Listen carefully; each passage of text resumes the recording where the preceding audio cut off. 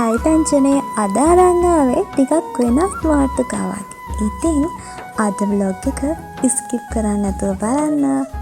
ඇත්තටම අපි පාඩම් කරන්න ගත්තත් අපිට ටික වෙලාවක් පාඩම් කරන් යද්දී මොළයට හුඟක් වෙහෙස මහන්සියක් දැනෙනව නේද? එක දිගට පාඩම් කරාම ඇත්තටම කොහොමත් ඕනම ළමයෙක්ට මුණ දෙන්න වෙන දෙයක් තමයි ඒ. ඒත් ඔයා දන්නවද කොච්චර ආසාවෙන් අපි පාඩම් කරන්න ඕනි කියලා හිතාගෙන ස්ටඩි ටේබල් එක ළඟට ඇවිත් පාඩම් කරන්න ඉඳගත්තත් පොත අතට ගත්තා. පොත පෙරලලා පාඩම් කරන්න අපි ඇද්දුවට අපිට පාඩම් කරන එක ටික වෙලාවකින් එපා වෙනව නේද?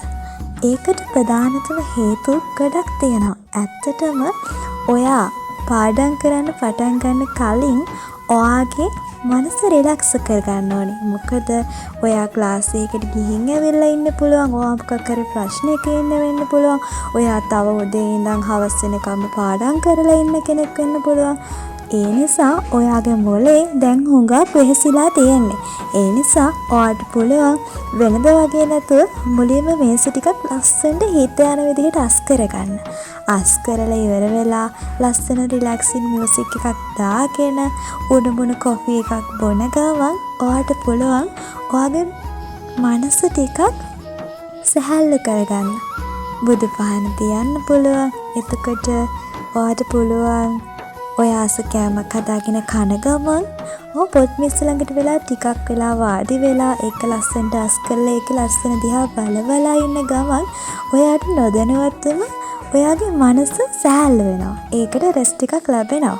ඊට පස්සේ පුළුවන් ඔයාට ඔය ආසම විෂය ඔයාට අමාරුම විෂය පාඩම් කරන්න පටන් ගන්න නැතුව ඔයා ආසම විෂය මුලින් පාඩම් කරන්න පටන් ගන්න. ඊට පස්සේ ඒක පාඩම් කරලා ඉවර වෙලා ඔයාට නියමිත කාලය උරුණාට පස්සේ විනාඩි 20ක 30ක ඔයාට පුළුවන් කෙටි නිින්දක් ගන්න. හැබැයි මතක ඇතුව ඇහැරෙන්න එලාම් එකක් තියෙනවා. ඊට පස්සේ ඔයාට ටිකක් නිදිමත වැඩි නිසා ඔයාට පුළුවන් ආයෙත් පොඩ්ඩක් රිලැක්ස් වෙලා වතුර ටිකක් එහෙම බීලා ආපහු රීෆ්‍රෙෂ් වෙලා ඊටු ටික පාඩම් කරන්න පටන් ගන්න.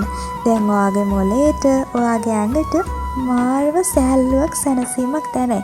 ඉතින් ඔන්නෝම ස්ටඩි කරලා බලන්න ඇත්තටම වෙනදට වඩා ඇක්ටිව් වෙලා ඔයාගේ ස්ටඩීස් ටික ඔයාට කරගන්න පුළුවන් වෙනවා කියලා මට ඇත්තටම විශ්වාසයි. ඉතින් ළමයෝ සතුටින් පරිස්සමට ඉන්න. ඉගෙනීමේ වැඩ ටික හොඳට කරගන්න. ආයෙ අලුත් වීඩියෝ එකකින් හම්බ වෙනකන් අදට ගිහින් එන්නම්.